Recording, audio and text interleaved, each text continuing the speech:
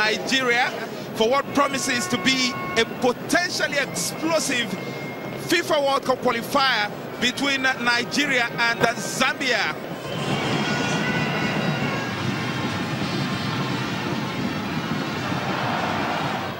Ball given away uncharacteristically by the Super Eagles, and this is danger for Nigeria. That was just a smart off target.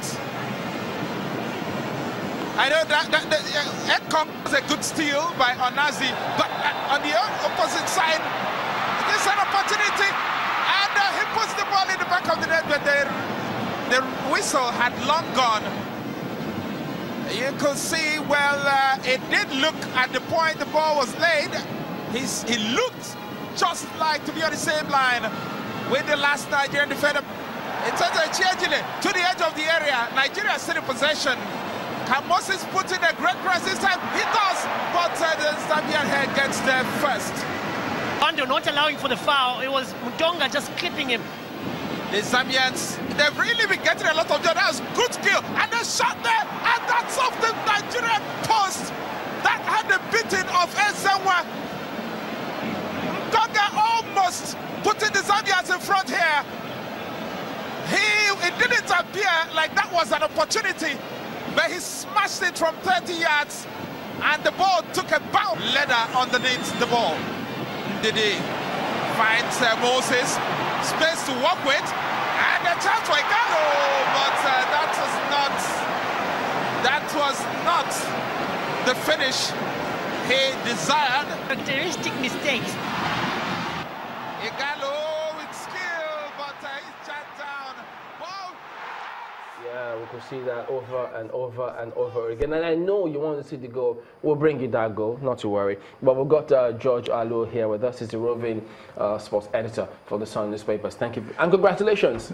We finally made it to the World Cup. The first in Africa to qualify, weren't we? Yes, first in Africa, and we were joined yesterday by Egypt. So this time around, thankfully, no permutations, nothing whatsoever. No calculators. We are no longer mathematicians. At least for footballers this time. But boy, we had our heart in our mouths watching that game. Some people had to take a break, go somewhere, and hope for the best. But then, what do we bring this down to? Because thankfully, Iwobi, the last time we spoke about this, Iwobi he didn't play that last game, but he came on. And were they worried about match fitness, or they just thought, look, let's leave him as a joker? Well, you know, Iwobi was not in the last game. He was injured in the back-to-back game against Cameroon. So, as a coach, I know I wouldn't have wanted to throw him into the fray that way. He needed to come off the bench, but when he came off the bench, he added value to the team. Absolutely. That is the important thing. Yeah. We have a very good bench. That is one thing going for these Eagles. You can see that Iwobi came off the bench to score. Right. In the last game against Cameroon, Kelechi Iheanacho came off the bench to score, but Kelechi couldn't play for obvious reasons last Saturday because we already had Ogeyi Onazi down with injury, and that meant that Mikel Agu had to come into that midfield. Then we now had Echejile getting injured.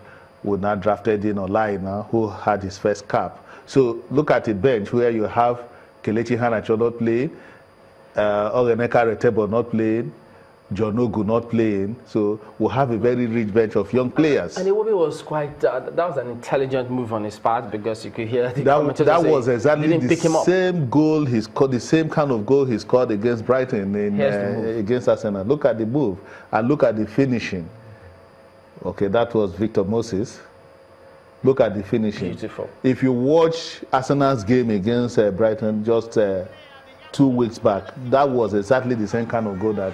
And it looks as if there's that communication and cohesion in that team, because for Abdullahi to have picked him, yes, where he was, right in the middle of the park, and not going right into the box, is that? I mean, do we say that because they played previously, and so that is also building in the team? Yes, it is. It is. We are beginning. The team is beginning to gel, and I think that when we go to Algeria next month, early next month, November 7th to be precise, we still need to keep this team together. I think, is it this team that will play or bring a fresh, maybe 5? No, I want us to keep this team together. The World Cup is just around the corner. The more matches you play, the better understanding you have. So it is not a time to experiment. Yes, you can throw in 1 or 2 new players into the team, but you don't begin to experiment ahead of the World Cup that is just next summer.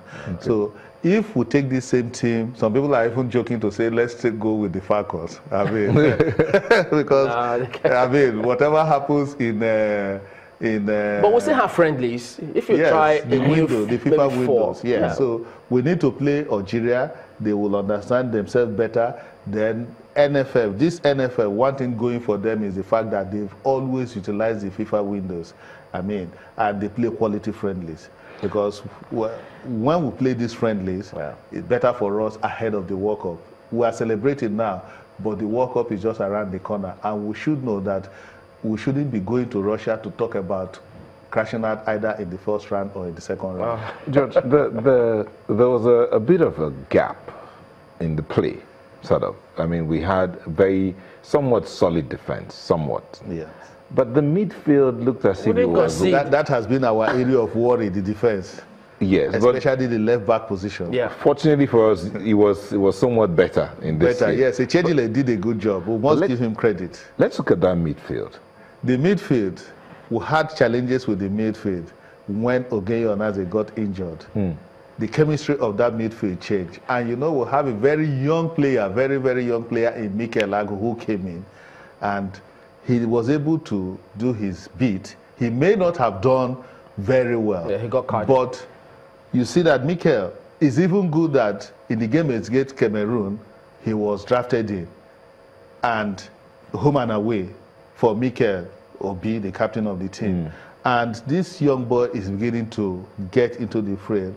When he came in, when Ogenye Onaze was injured, fine, the midfield was not there 100%, but it shows that we have players that when the chips are down, Do you think Gernot Rohr's style, there are those who describe his style as gradual introduction of fresh blood. You think that's the way to go? Yeah, that's the way to go. That's the way to go. And it paid off even in the game against Zambia. Don't forget that these Zambians came here to fight. We were under pressure. They had nothing to lose. After their back-to-back win against Algeria, and the players that they took to the Under-20 World Cup that did very well, these were players that were hungry, and they felt that they can come here and get the job done.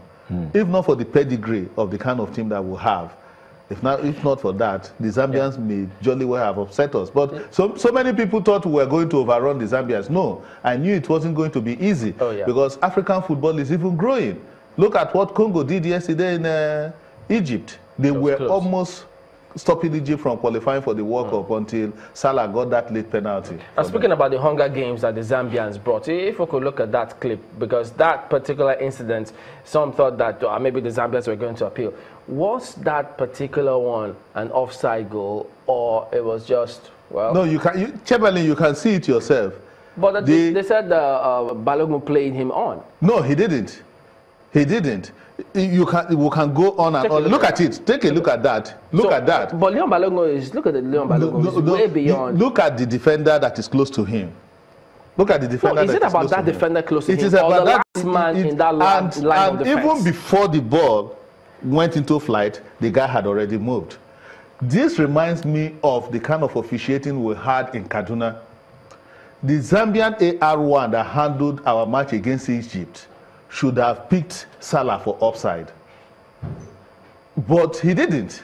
And this was what played out again in this game against Egypt, against Zambia. So this wasn't a 50-50? This wasn't a 50-50 situation. The guy was he had already taken off before that ball went in. So it was a clear case of offside. Good call by the AR1, because if he had not taken his flag, the referee, Bondo, would allow him to go. Okay.